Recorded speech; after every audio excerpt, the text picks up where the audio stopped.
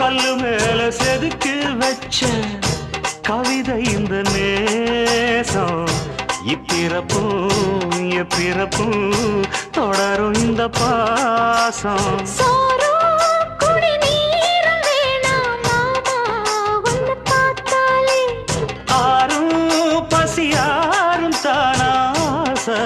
மொழி கேட்டாலே ஒன்ன பிரிஞ்சிருக்க தன்னந்தனிச்சிருக்க அம்மம்மாடி அப்பப்படி என் மனசு ஒத்துக்காது.